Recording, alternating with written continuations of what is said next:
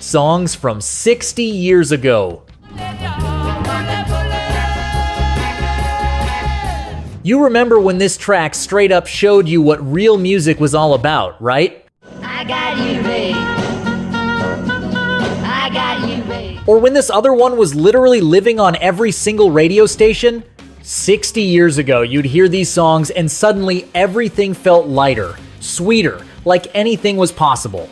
Today, we're hopping in the time machine and counting down the absolute bangers that defined that year, tracks that made a whole generation laugh, cry, and fall in love. Stick around, because more than one of these is gonna hit you right in the nostalgia feels. 15. I Can't Get No Satisfaction by the Rolling Stones. Keith Richards woke up in the middle of the night in some random Florida hotel with a riff stuck in his head. Half asleep, he grabbed his little cassette recorder, played the idea, then fell back asleep. Next morning, he listens back and realizes he just recorded the most famous guitar riff in rock history, followed by 40 minutes of himself snoring. Satisfaction changed everything for the Stones. It took them from pretty good British band to direct rivals of the Beatles. It gave them their own dangerous, rebellious identity. Mick wrote the lyrics as a middle finger to American advertising and consumerism, the irony being it ended up in a million commercials itself, which somehow just makes the whole thing even more legendary. That fuzzy riff, those frustrated lyrics, that bottled up energy, it was exactly what kids in 1965 needed to hear. The Stones weren't anybody's runner-up anymore. They were legends in their own right. Before we keep going, drop where you're watching from in the comments. Let's see who's riding this nostalgia train with us. Onward. 14. Help by the Beatles. I need somebody help, not just any. John Lennon was drowning and didn't know how to say it, so he did it with an upbeat, danceable pop song. Help sounds super happy on the surface, but if you actually listen to the words, it was a straight-up cry for help.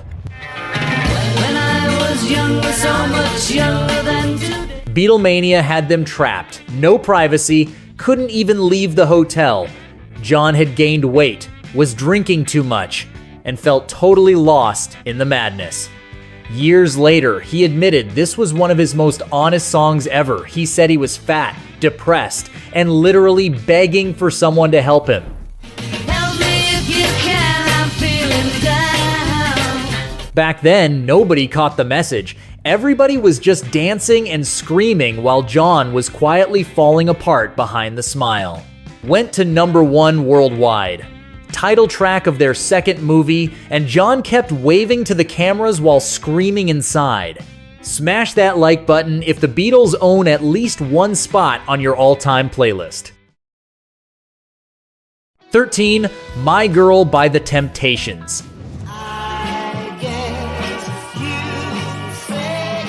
That Detroit sound, that Motown magic, the purest love song ever recorded, that's The Temptations in a nutshell.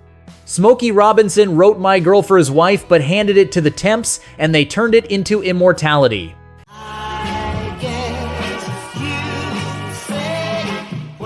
David Ruffin's voice could melt steel. When he sang about his girl making cloudy days feel sunny, you believed every word and wished you were him.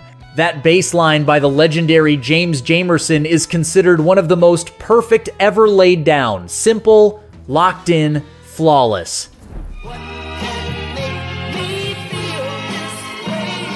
Mid-60s America was tearing itself apart over race, but songs like this crossed every line. Black kids, white kids, everybody fell in love to this record. Motown called it the sound of young America, and they weren't wrong. It brought people together instead of pushing them apart.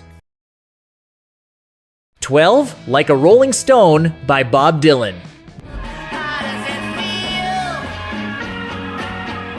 Bob Dylan was sick of being the folk prophet, sick of people telling him what he was supposed to sound like. So he plugged in an electric guitar and blew up every rule in the book.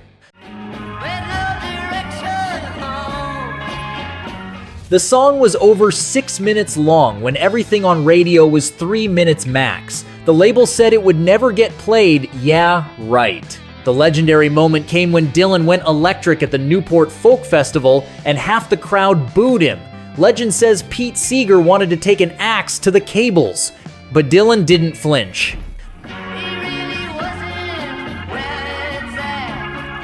The lyrics were vicious, poetic, brilliant about a rich girl who lost everything, or maybe something else entirely.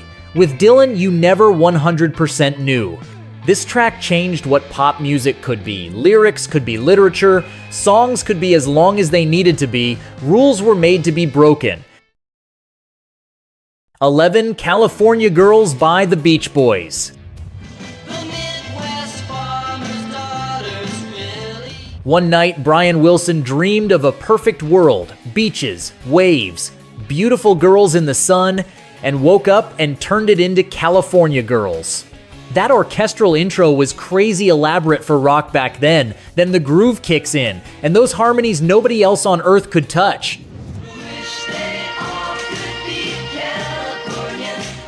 Die-hard fans know this. Brian wrote it after his first LSD trip. He said he saw women from all over the world, but decided the California ones were the finest. For millions of kids stuck in the Midwest or wherever, this song was an escape hatch to paradise, endless summer, zero worries.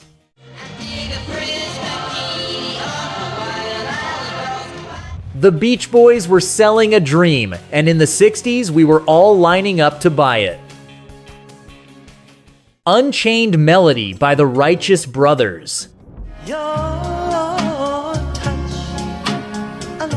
This song was already 10 years old when the Righteous Brothers got hold of it, originally written in 1955 for a prison movie. But Bobby Hatfield's version made it eternal. Phil Spector's wall of sound gave it that massive, cinematic feel, and Hatfield's voice was pure heartbreak in audio form.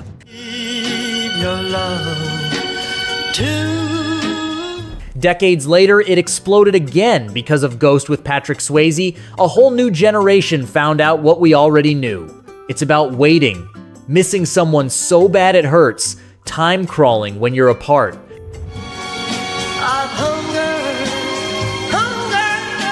We've all stared at the clock, wondering when we'd see that person again. What's your absolute favorite 60s song? Drop it in the comments. 9. Papa's Got a Brand New Bag by James Brown.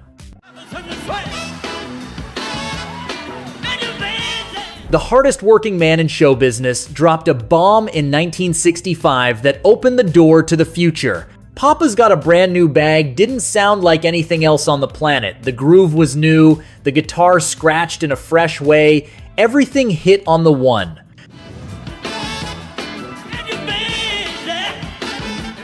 Music historians call this the birth of funk. Everything from Parliament to Prince starts right here. They cut it in one take at the end of a long session when the band was exhausted, and that loose, tired energy accidentally created something revolutionary.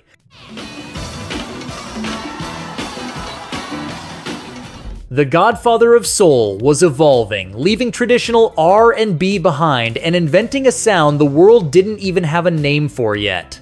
60 years later, we're still dancing to it. 8. You've Lost That Lovin' Feelin' by the Righteous Brothers. Now there's no welcome look in your eyes. Radio had a sacred rule, 3 minutes 45 seconds max. Phil Spector heard that and said, "Hold my beer." You've Lost That Lovin' Feelin' clocked in at almost 4 minutes. Stations freaked out. Spector slapped fake shorter time labels on promo copies.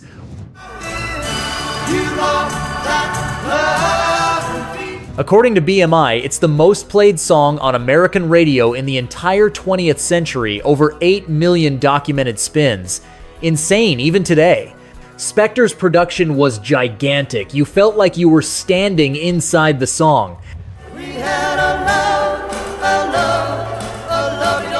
When the spark dies and they don't look at you the same anymore, this song says it all without needing extra words.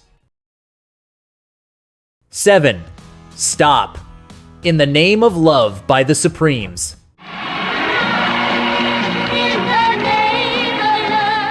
Classic Motown recipe, killer hook, love story lyrics, chorus you can't get out of your head. The Supremes were the biggest girl group on the planet. Diana Ross, Mary Wilson, Florence Ballard were pure class and talent, proof any Detroit girl could take over the world.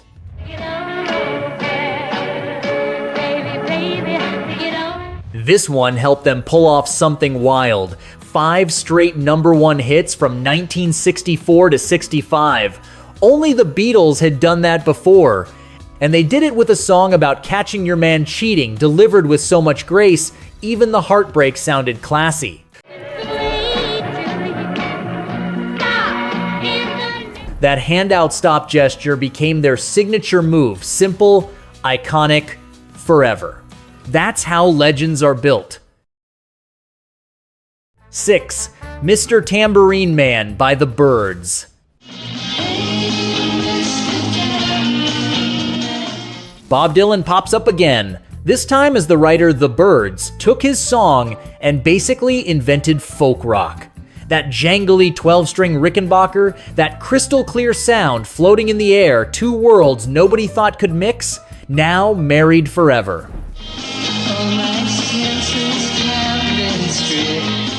Roger McGuinn bought that Rickenbacker after seeing the Beatles movie A Hard Day's Night. He wanted to blend British invasion with American folk and accidentally created a whole new genre. Fun fact, only McGuinn from the actual band played on the single, the rest got swapped for studio pros by the producer.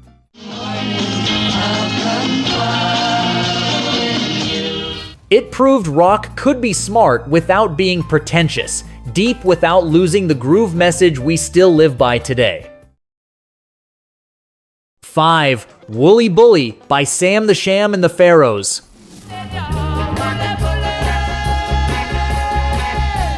Domingo Zamudio, a Texan of Mexican descent, called himself Sam the Sham and dressed his band like Egyptian pharaohs. Zero of it made sense. Wooly Bully made even less sense. Nonsense lyrics, but the groove was so infectious, nobody cared.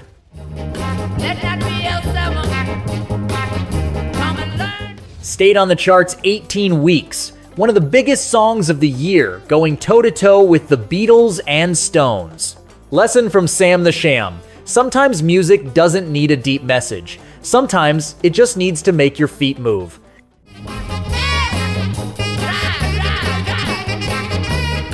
In an era full of protest songs and poetry, Wooly Bully was pure dumb fun. No pretension, no hidden meaning. Just a party.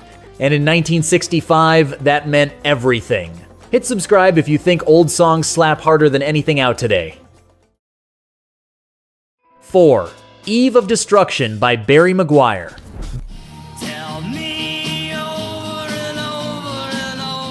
Vietnam was raging. American cities were exploding in protests. Felt like the world was about to end. Barry Maguire saw it all and did what he did best.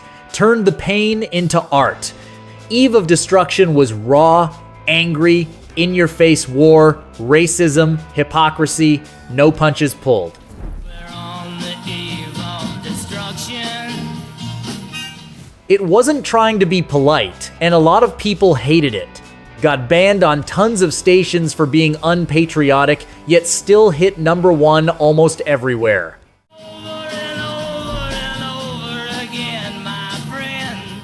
For kids scared of getting drafted, this song said exactly what they were feeling. Fear, rage, the sense the grown-ups had screwed everything up. Eve of Destruction didn't ask permission, it just screamed the truth, and that's why we loved it. 3. I Got You Babe by Sonny and Cher. I got you, babe. I got you, babe. Sonny was 30, Cher was 19, and together they looked like the perfect couple. I Got You Babe was a love letter to the world. We've got nothing but each other, and that's enough. They say our love won't pay the rent. Sonny wrote it in one night, they cut it fast and cheap, nobody thought it would blow up. They'd only been married a year, the song captured the raw honesty of their love, before fame messed everything up. I guess that's so we don't have a pie, but at least Cher's deep, one-of-a-kind voice against Sonny's total opposites. Perfect contrast. They'd divorce years later, but in the summer of '65, their love felt bulletproof. 2. Tired of Waiting for You by the Kinks.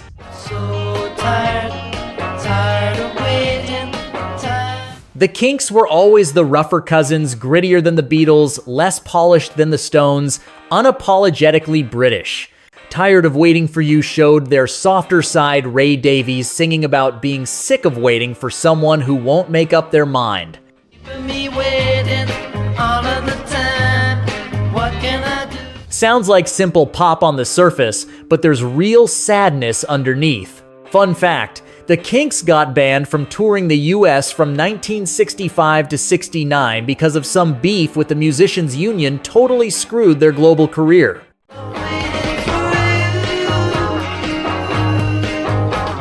While the rest of the British invasion conquered America, the Kinks were stuck watching from across the pond. That frustration fed songs like this one. Ray would become one of the most respected songwriters ever, but in '65, he was just a guy tired of waiting. 1.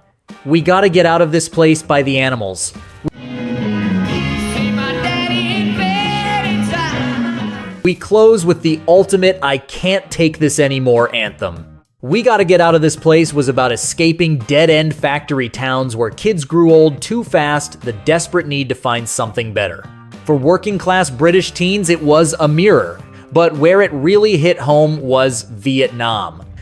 Get out of this place. If it's the last thing. American troops adopted it as their unofficial anthem, played it non-stop on bases. It said what the government didn't want them saying out loud. Those soldiers, many barely out of high school, were stuck in a war they didn't understand, and a British band put their exact feelings into words. We gotta get out of this place. Girl, there's a better life for me and you. The song outgrew its roots. It stopped being about some gray town in England and became the scream of an entire generation trapped by history. 60 years later, it's still a reminder that we've all wanted to run towards something better at some point. And that's our trip. We'll leave another Oldies playlist linked right here if you want to keep the nostalgia rolling. See you in the next one.